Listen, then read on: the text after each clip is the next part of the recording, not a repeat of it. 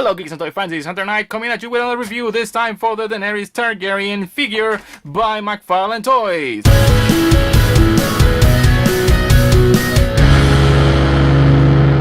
Thanks for tuning in. On the top you can see the HBO and McFarlane Toys logos. Daenerys is fully displayed inside with all of her accessories and the Game of Thrones logo on the bottom. On the side you can see her house sigil.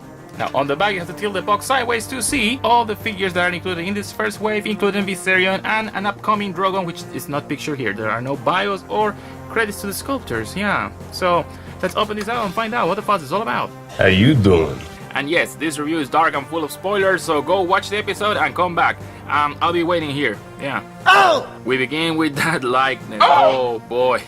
I mean, just like the Solo Kira figure, I mean, it does look like Emilia Clarke in some angles, you know? Like here, for example, if you see like this, she kind of looks there. Like this angle, maybe. But when you look at her like this close, yikes, that's when the whole thing goes to hell.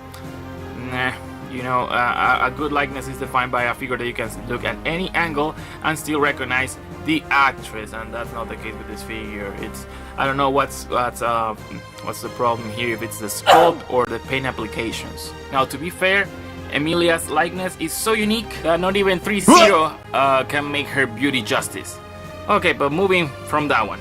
Speaking of makeup, it's done in the old school way, as you can see. There's no photoreal technique here.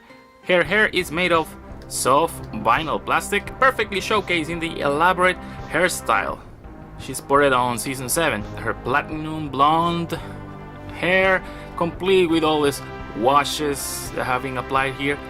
It's a gray, light gray wash to accent all this elaborate and meticulous hairstyle. And yeah, it doesn't hinder the articulation because it's super flexible. As with previous figures in this line, the head is comes jointed with the neck, and it sits on a ball joint here, which gives her a more natural articulation, and she can move her head this much sideways, and this much forward, and this much backwards. There's a neck piece with the outfit, and plus the ponytail is not gonna let her look up too much. You see?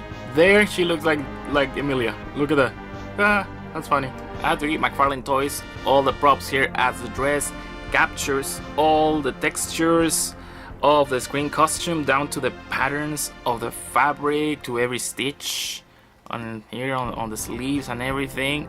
It's beautiful.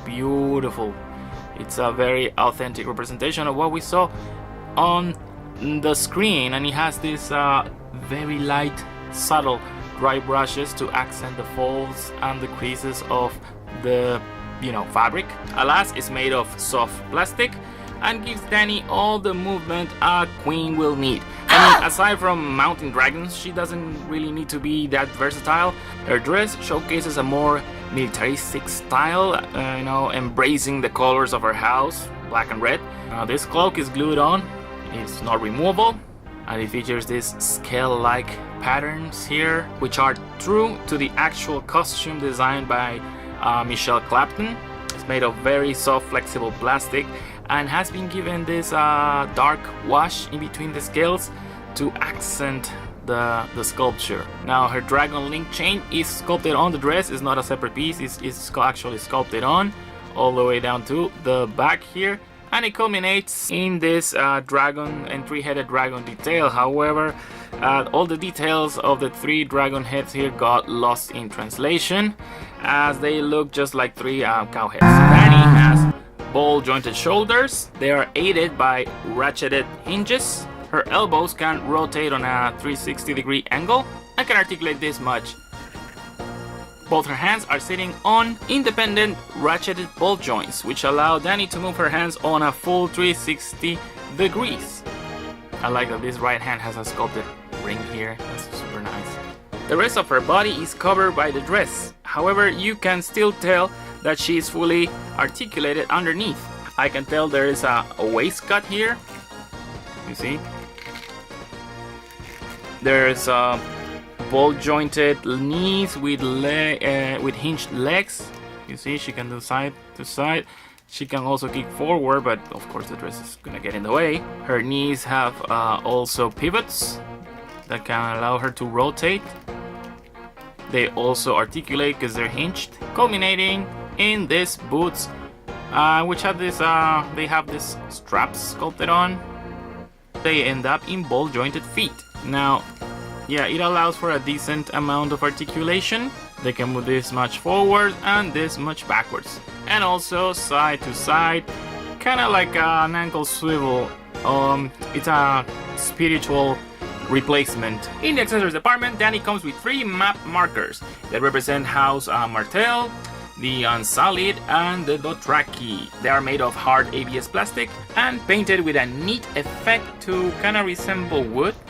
As is tradition with the figures of this wave, she includes an ABS stand with the show's logo engraved on it. For comparison, there she is alongside her 2013 and 14 versions from Funko, and the Black Series Kira version from Solo. They're all the same actress, the same scale, and they're all freaking different. I mean, Emilia Clarke is petite, and here she has a different size for all 3 figures, which makes it impossible to at least swap heads. These 2 are the worst likenesses of any Daenerys figure, and I wanted to swap heads with this one, but it's too big.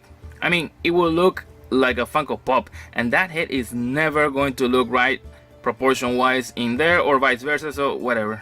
And finally, next to her wave mates, the Night King and Arya Stark. Something curious to point out is that in the Funko figures they gave her green eyes. On the Black Series they gave her green eyes, but the McFarlane one has blue eyes, so which one is it? Hey, listen! The Mad Queen is ready to burn down your collection and take the top spot with fire and blood, as long as you can forget the botch likeness, that is, and is available nationwide. But if you don't want to burn fuel, there are some sponsor links in the description to help you get her and other Game of Thrones figures. They help the channel grow without begging for money on Patreon. Thank you for watching this review. For the Geek Entertainment Network, this is Hunter Knight, and as always, thank you for watching. The McFarlane Toys Night King figure is an excellent addition to any Game of Thrones collection, and is sold out everywhere, but I have provided you with some impressive.